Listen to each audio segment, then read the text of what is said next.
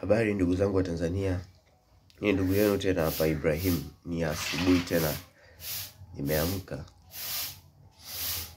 Na nimekuwa nina ndoto mbaya sana kuhusu nchi yangu ya Tanzania.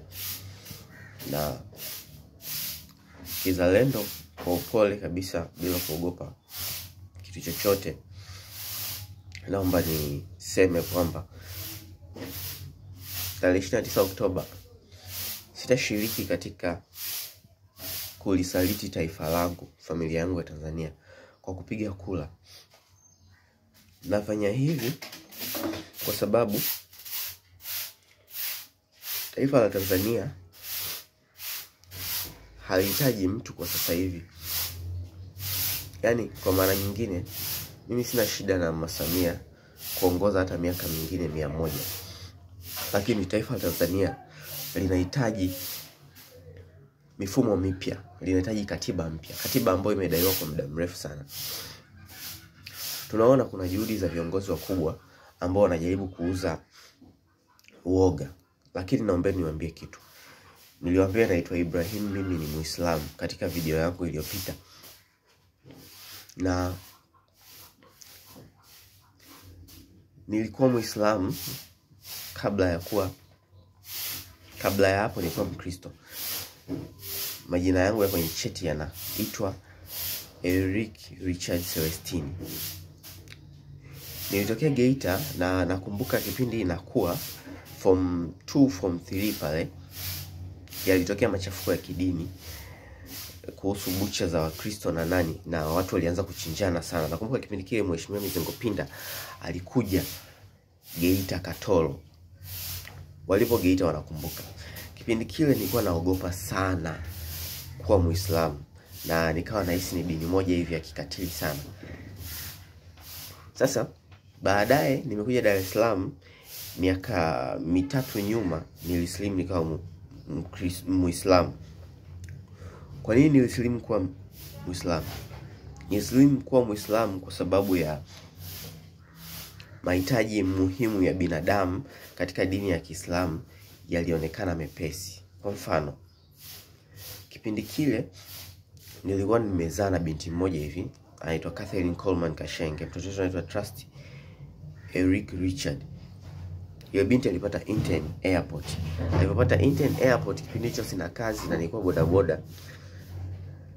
Alikuwa anakataa tusifunge ndoa, alikuwa anataka ndoa kubwa. Kama kawaida unavyofahamu, Wakristo lazima muwe na magari, mashela, manini. Tofauti na ndugu zetu sisi Waislamu, harusi zetu ni simple na zinafanya haraka zaidi kuliko hata msiba. Lakini kipindi ananiacha nilikuwa na isi kufa.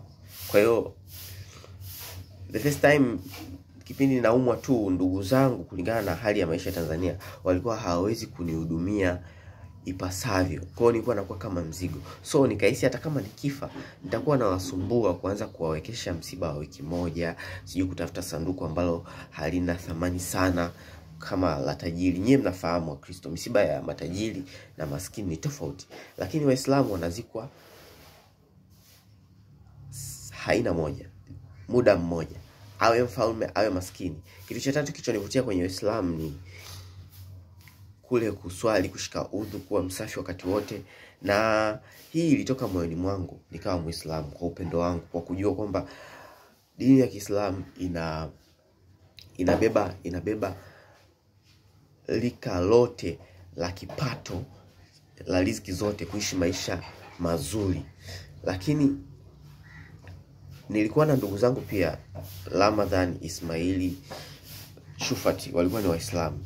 Na marafiki zangu wengine ambao walinikarimu, mtu ambaye alinisaidia mimi kupata pikipiki ya mkataba alikuwa ni Muislamu, Sheikh Haji, anasoma dua.